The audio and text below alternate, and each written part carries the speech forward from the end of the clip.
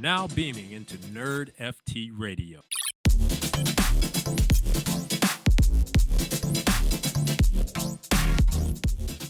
This is NerdFT Radio, where nerds full-time, explorers of the metaverse, surfers of the blockchain, and not in our mom's basement. I'm your host, RSG, aka Pink/Yellow Socks Guy, and I'm here with Crypto Crier, aka the boring punks Schiller. How are you, Crier?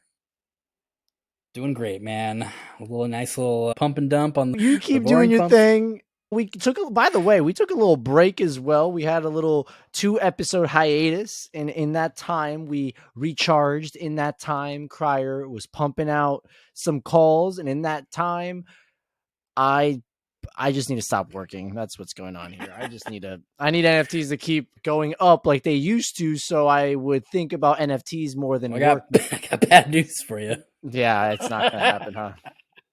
All right, here's to working more for extra years and months and hours and everything. But we're back. We're here. We ain't leaving.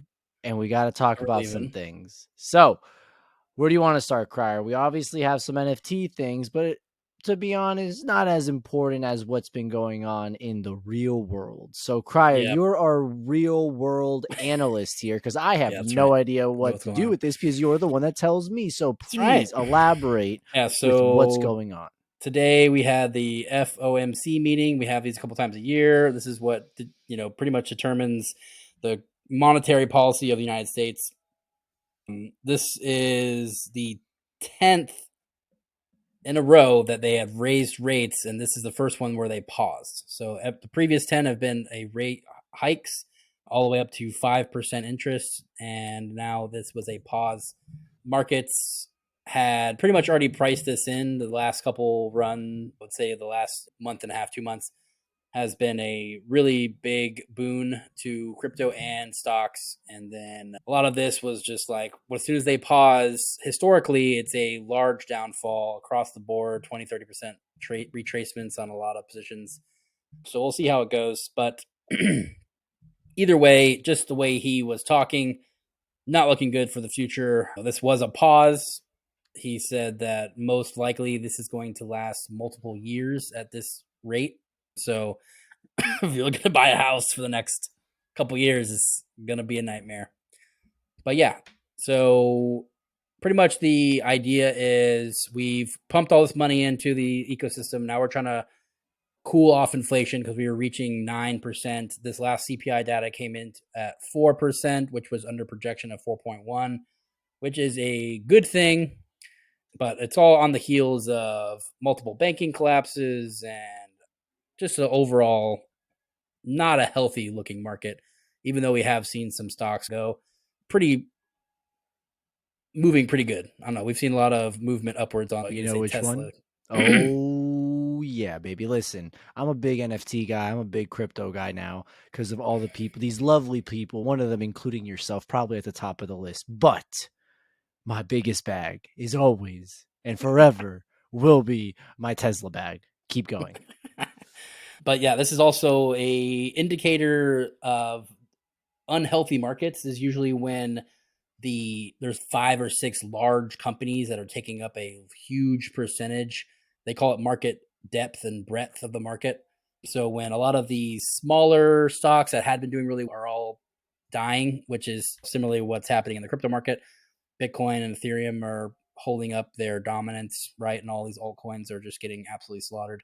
You see that happen pretty much in the regular traditional stock market as well, where we've seen a lot of these. We've had Apple go, Tesla, Nvidia, all these like really large companies taking up most of the gains over the last 2 months or 3 months. Usually when the market breadth is lessening, it's getting smaller gaps, only a few companies are doing successful, or that's usually a sign that there is kind of like that darker things to come. Just my thought process here is probably going to be a rough summer.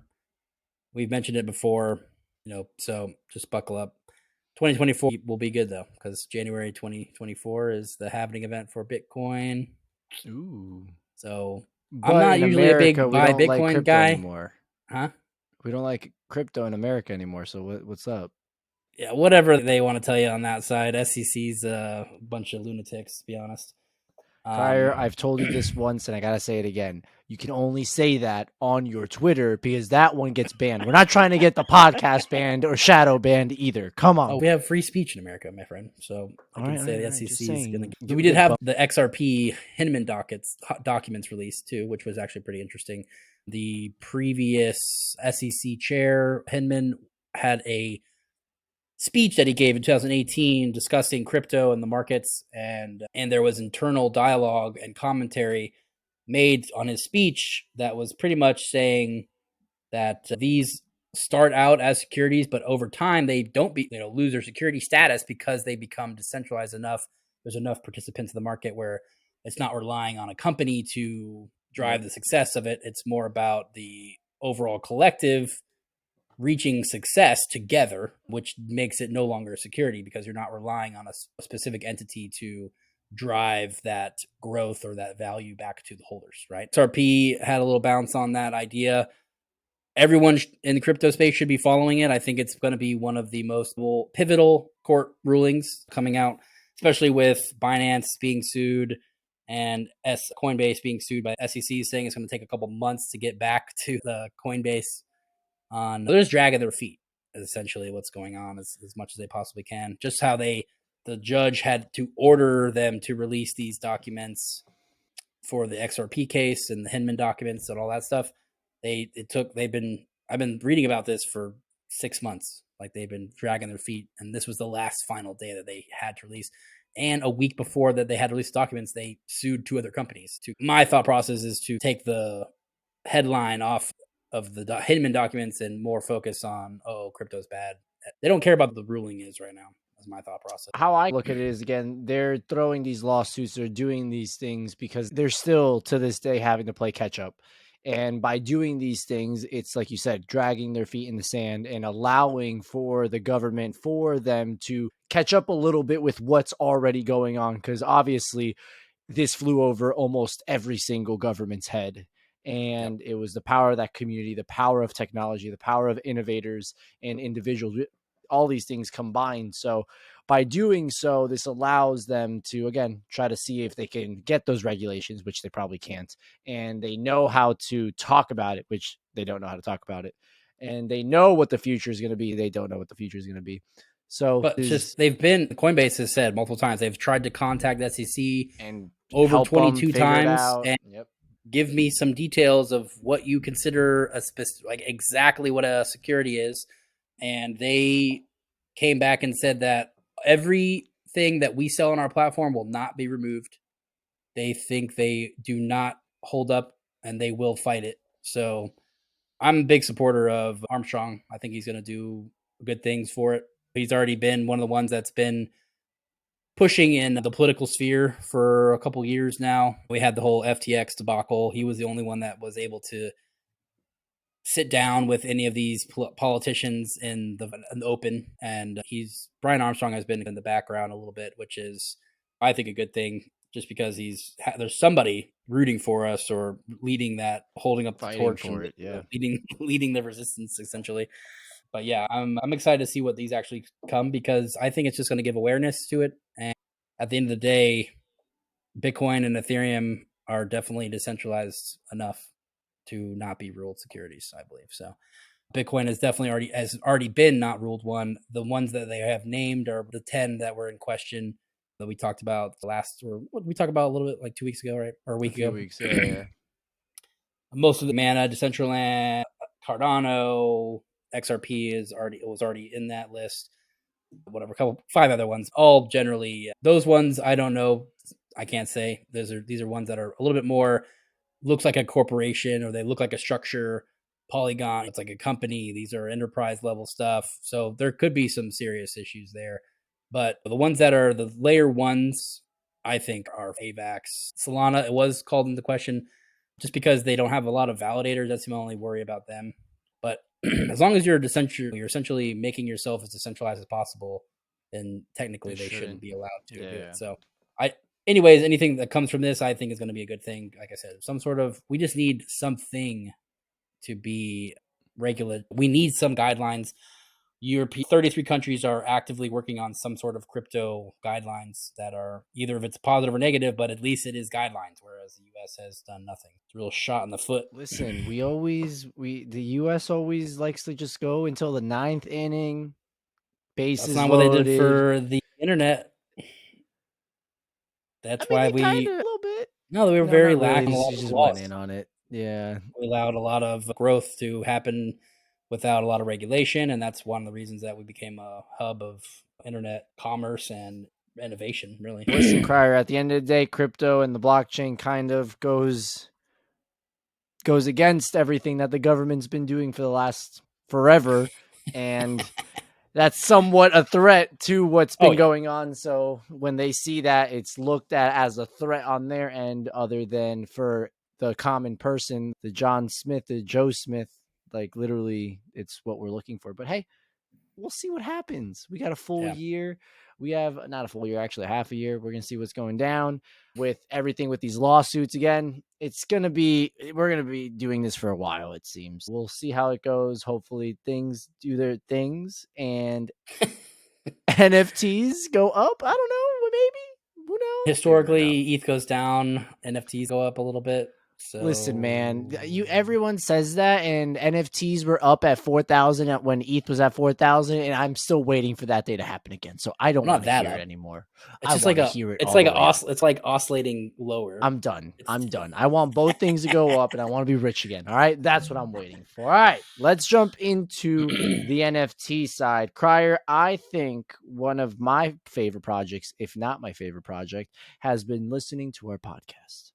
Oh, yeah? Someone over there at Cool Cats. Maybe it's the council meetings. Maybe it's the podcast. Maybe it's me just being really freaking annoying. But I got some news for you, Crier, and we've been talking about this for a long time. NFT projects with good IP, with good opportunity to get into comics, to get into video games that have that Mickey Mouse sensation, that Marvel sensation, that just overall IP sensation should be going to real events, not crypto events, not NFT events. Don't get me wrong. You should be going to those events, but you should be specifically going to other events, kind of what we saw at South by Southwest and we've been seeing at Art Basel. But Cool Cats is heading to Comic-Con. Nice. That should be very interesting. We talked about it with Pudgy, how they've been going to IP and licensings, expos, conferences, etc. For sure. And currently at one right now. And by the way, I know you don't like to talk about them anymore, but Doodles is actually at a licensing expo as we speak right now. Nice. So these projects are either listening to NerdFT Radio or they're finally finding the 1 ounce of common sense that they lost in the bull run of the last 2 years. So finally, we're getting these teams, these startups, these companies, these brands to finally jump into, oh crap, we actually have potential here. And how can we grab that potential? We need to go to specific conferences, specific networking events, specific nerd outing is what I'm going to call it. Nerd outing. And this is literally it. So you've always spoken highly of Pudgy and what Luca's been doing, going to these expos, going to these licensing, the IP licenses, or excuse me, the IP conferences, etc., to showcase the brand of Pudgy Penguin through gifts, through memes, through everything. And that's what all these projects need to be doing. And for this event or this news to break that they're going to Comic-Con, I'm actually very excited because I know for a fact that what we experience, if it's anything like we experienced over in New York with Cool Cats or what we experienced with Doodles at South by Southwest or Doodles in Miami, etc., that could be pretty interesting to showcase to the common person at a Comic-Con. Because once you get those nerds going, listen, you're talking to one right now, as you can see from the back of me. If you get into the hearts of the nerds, it's game over. We'll see how they take the NFT part of it. Because what's going to happen is they're going to walk in. Oh my God, I love this. This is phenomenal. What are you guys? NFT project. Bye. Peace. So I hope, this is where I get a mix of everything right here. I really hope that the Cool Cats have an opportunity to onboard people at Comic-Con. What that means for me, or when I vision this, if it goes the way I believe it should be, but what the heck do I know? Kind of like what Pudgy, Pudgy did a very good job with their Amazon drop, or their toys through Amazon, through whatever they use. I forgot what they're called. And the way they did it that way was unbelievable. You got the toy, you got the NFT, the QR code, the whole nine, you got something. If we can fit, if Cool Cats, not we, it's not me, I'm just the council. If Cool Cats can figure out a way, if it's traits, if it's free NFTs, if it's something that can onboard people in a simple and easy way, that will be a very successful trip to Comic-Con. But if it's just specifically doing something like they did in New York, will it be successful? Absolutely. But will it be 100% like what we're looking for? I personally don't think so. So I hopefully they see the success of other projects, aka Pudgy, and the way they did it. And if they can implement that in a real life event like Comic-Con, I really do think that you can onboard some awesome people into the community. Because Crier, listen, man, you and I have grown up nerds, and our friends are nerds, and those friends are nerds, and those friends are friends, and friends are really nerdy. And you already know how those people are. And you're talking, like I said, you're talking to one right now. So if you can get into the hearts of those individuals, it's game over, I think, Crier. I would like to agree. I definitely think it's a much broader, these people have no experience with it. Just how I said, for the first Doodles South by Southwest event, people had no idea what any of this was at all. They just were like, wow, this is really cool. So what is this? If they had gone like the route of a Pudgy and then been like, yeah, this is our $20 collectible that you can buy right here, right now, people would be like, oh, wow. What cool. If it was just like, yeah, $20 thing, but here's the thing. You got to have the object. It won't resonate without if there's not an object. We're not there yet. Has to be something. So if we can get an object out there, if it's a blue cat, it's just something, it will work. But if it's just like what happened at South by Southwest, that you had to QR code the Poe app on the bear paint bucket, no. That's people that did that weren't NFTs already forgot about it. So we need a little bit more than that for them to be like, wow, we need that blue cat. We need that doodle. We need that Pudgy. We need that Bored Ape on someone's desk. And that stirs the conversation at work, family, friends, and it explodes a brand into something that could be truly special. So we're just not there yet where it can just be like, buy this for $20 and you get these collectibles online. What can you do with the collectibles? Oh, you can put it on a cat. You can put it on a Doodles. What the fuck is a doodle? Oh, you can just put it on, but it's in beta right now. No, it has to do something. And that's where props to Pudgy, even though it's not like exponentially incredible what you can do with it right now, but it's at least something. So if we can have a product behind the scenes, something for said Comic-Con, and you drop some traits, you drop something, that little taste. Like, look at me, like I bought 2, right? So I bought like 10 of the things. I only got 2 so far. I get a box coming up soon, but like my first open, the thing was paid for essentially because I was like the skins were selling for $20-$25 or something like that. So people are like, oh, what is this? Oh, that's cool. There's a marketplace for it. Oh, wow. It's just, I made an account with my email. Now there's $25 in my account. That's cool. I never knew that. That's what NFTs are. Like, that's just a simple, people like to trade things. That's like an inherent thing. People like to haggle and barter Pokemon and do cards, all these things. Exactly. Baseball, Pokemon, anything. Flipping houses, eBay, flipping freaking mattresses, etc. Anything you can think of. I don't know why I said mattresses, but yeah, we're flipping them. But again, it's just, that's the human nature of it. People like to collect. And if you find someone that doesn't like to collect, they probably like to do something else. So it is what it is. Let them do that. Just if you like to collect stuff. NFTs, what the great part of it is that you literally don't have to have all this nonsense. And when you move, you have kids, whatever it is, you're not having to get rid of it or have to sell it. It's very simple, and you can sell it to anyone all over the world, and it gives you access to hundreds of things. So that's why That's one of the main reasons why NFTs for me, it's holy shit. We'll see how it goes. But the other thing I did want to talk about was the Pharrell drop over in the Doodles ecosystem. Obviously, we were delayed a week, but we finally got it. We're here. I did a little live stream. Had a nice, fair people, a good amount of people over there checking myself out, opening up that pack. I have some bullet points that I want to go down. Number one, the experience of opening the box. From a scale of 1 to 10, 10 being incredible, 1 being bad, I will give it a 4. It was too short. I think the Genesis box one was better than this, which kind of concerns me because it should go the opposite way. Number 2, a little bit of improvements. Give me listen, man. Like, I'm not asking for Pharrell to drop like a 2, 3, 4 minute track, but like, give me his voice or something a little bit, like 15 seconds. He posted an emoji heart.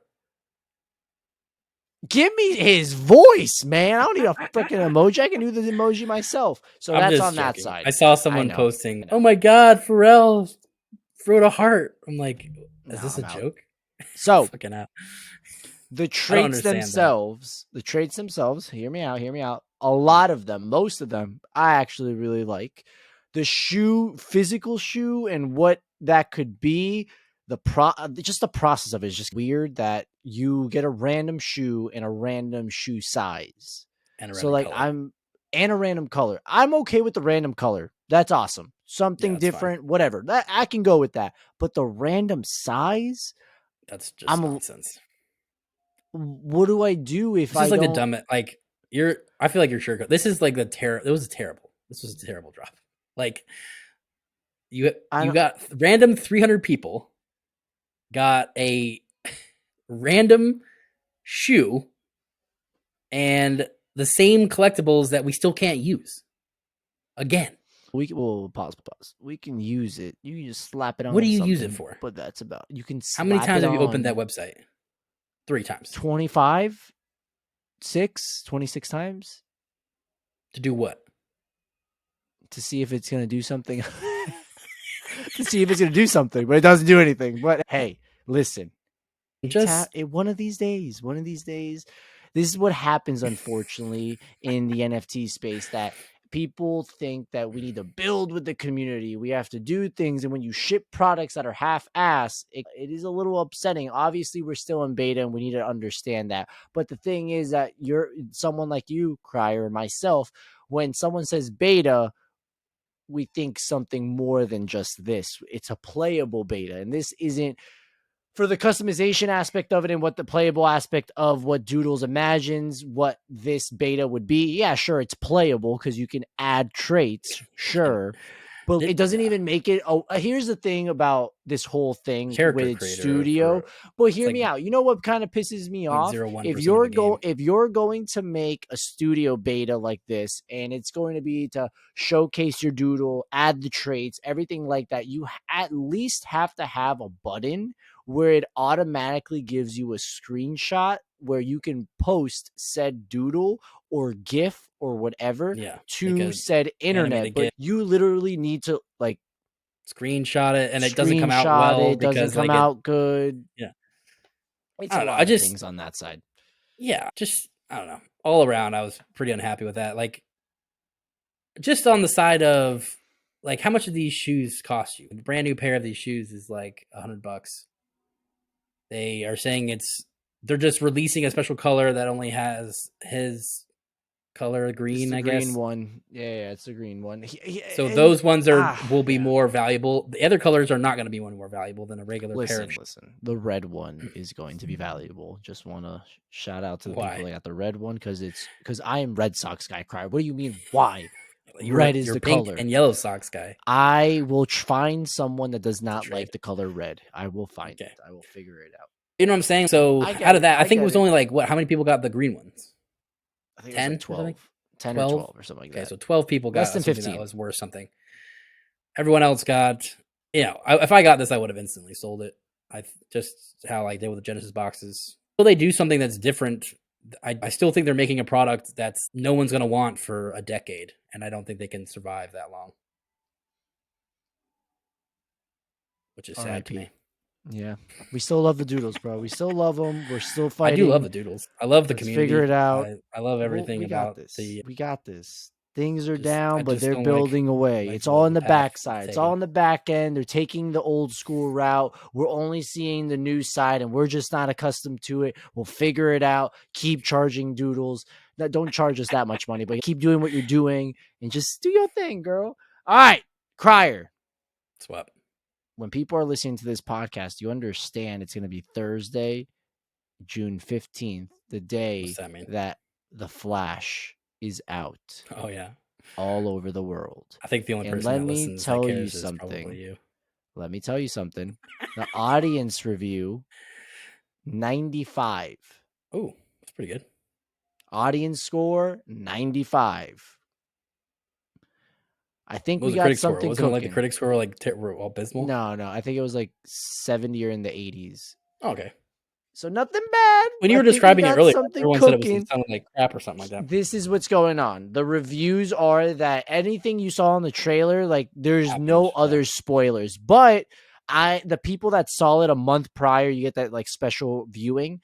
A lot of them said it felt like we were missing something. And it turns out they left out some secrets. There is a factor of spoilers and whatnot that we have yet to see. So it should be interesting to see how they're going to do it. I still think at the end of the movie, there's going to be like it's going to just erase the DCEU. Because James Gunn has now come out and straight up said it is now the DCU and we are going forward. And just to let you know, Blue Beetle is the first character in the DCU and he is going to that movie and onward.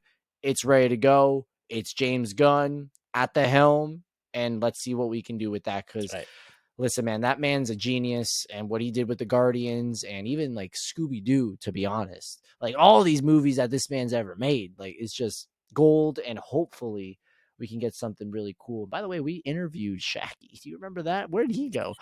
That's besides the point. He actually has a movie. It was a great interview, but yeah, unfortunately, he just didn't see the opportunity of Web3. It wasn't a Web3 native. Yeah, unfortunately. The other thing I did want to mention, Crier, is that Marvel released a website.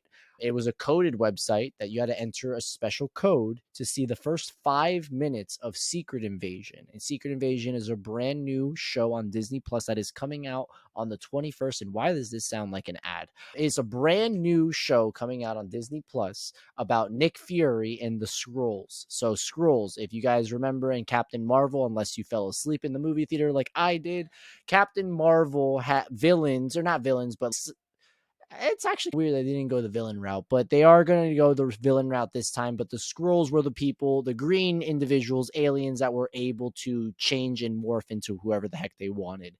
And in the comics, this is one of the most like insane stories. Anyone and everyone is a Skrull. Tony, Spider-Woman, Elektra, I think Mr. Fantastic, like a bunch of people were Skrulls for years and we had no idea. So now we're getting the sense of, if I'm not mistaken from what we've been able to read and what they've released, Captain Marvel was supposed to help the Skrulls find a home off planet, off Earth. And unfortunately, she wasn't able to do it. And some of those Skrulls reproduced, are pissed, and they've been taking over the world without us knowing. And that's going to be the whole story behind it, where Nick Fury, it pretty much finds out like some of the people he knows, he's furious, and they're Skrulls. So it's going to be pretty interesting. The first 2 episodes were released in some events in LA as well as Belgium and a few other places. Shout out to Radass, American Radass. He was actually able to go and see this, if I'm not mistaken.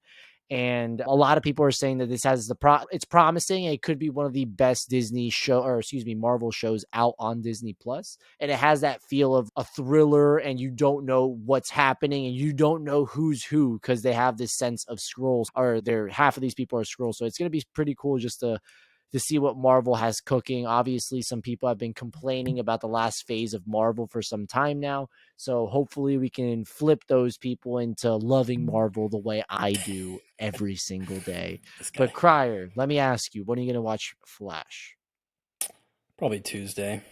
It's a Tuesday movie. Okay, so Guardians 3 is like a Thursday movie, but Flash is a Tuesday movie. Spider-Verse, Spider-Verse movie. was a Friday movie, but I got those $5 T-Mobile tickets. That was See, good. Crier got that alpha. I used to have T-Mobile. That was money. T-Mobile's money. Dude, they have a do great every stuff. week. Phenomenal stuff. T-Mobile Tuesday. T-Mobile hit my lineup. I'll go back to you if you hit my lineup. Literally hit my lineup. No, why'd you switch? What are you talking AT&T. about? Garbage. Fucking Yeah, hate AT&T. I know. It's okay though. We're fine. We're happy. We're good. I have no service in my neighborhood anyway, so it doesn't matter if I had T-Mobile or AT&T. Or not, yeah. Exactly. So we're good on that side. We're saving some money. This allows me to degen into literally nothing because I haven't put money into anything lately. I'm going to be honest with you. But we're good. That's besides the point. Flash is coming 10X, out. my friend. Listen, I haven't done shit. Flash is out as you listen, number 1. Number 2, get ready for Secret Invasion. And number 3, Crier. How is Diablo treating you? Dude, it's fucking incredible. I actually was over a friend's house and he showed me it, and it's just like a dungeon. It's like a dungeon game, right? It's like the whole nine. Yeah, we'll see. I'm still on the I'm still on the Zelda train right now. I haven't even played like Destiny. I haven't. The only other game I've been playing is Marvel Snap. By the way, Crier, the brand new update for Marvel Snap Conquer mode is nuts. So you know how you can do friendly competitions with someone. Yeah. And you have 10 or 8 or 10 cubes and you play multiple games. You have to get as many cubes out when you play a friendly. Imagine that. So it's super cool. So you and I can play. It's not just like one game and it's over. Yeah, you have to win multiple cubes. Essentially. Pretty much. Best of 5, best of 4, depending on if you snap or if you don't. Now this game mode it works in this game depending if you snap. That's literally what I just... All right, whatever. What's going on in this game is it's that, but it's actually online and it's competitive, and there's a brand new store where you can buy tokens, gold, variants, a bunch of stuff. On top of that, it pretty much is you getting into a tournament and you can't lose the tournament. So you need to win 2 in a row, 3 in a row, 4 in a row, 5 in a row. The more you go into it, the more rewards you get. And that also helps you with your daily achievements and everything that you have to do in the game. So I definitely would... like just how it's like a traditional... It's tournament style. It's a tournament like sudden death. Like you can't lose. If you lose, you start all the way back at the beginning. Really cool feature. They also, by the way, RIP to Galactus. They nerfed my boy. Unfortunately, he is now a 6/7. And the only way you can win with him where he does his Galactus move is if you're winning that location and you put Galactus there, that is the only way it works. So if, let's say, you're losing that location and you put Galactus, even though it's the only card there, the effects of Galactus will not work. So RIP to my boy Galactus. That was such a terrible card design, to be honest. It was such a phenomenal card. I loved it. I used that thing like no Yeah, but it was it changed the rules of the game. It's stupid. It was phenomenal. Now it's why. Phenomenal. You're never gonna use it again. Just because you said that, I'm going to use it right now after this podcast. Yeah, exactly. And I'm probably going to lose, and then I'm going to go to the other one. Yeah, how far you go down. Actually, I would like to say that I reached Infinite, and the new feature of Infinite is that you can't go under Infinite now. So if I'm at 100 and you lose, you can't go under 100. So I can use Galactus all I want. Crier, that wraps it up for us. For all you listening, thank you so much for tuning into another episode of NerdFT Radio. Go play some Marvel Snap. Go play some Zelda. Go play some Diablo 4. And throw some hit bricks. Me up if you're playing Diablo 4. I'll run some dungeons with you guys. I did see that. Like, it'd be better if you had more people. Dude, it's fantastic. I play with 4 people all the time, and it's great. We have a bunch. I have a ton of people playing it. All right, we'll figure it out. All right, guys. Peace. Peace.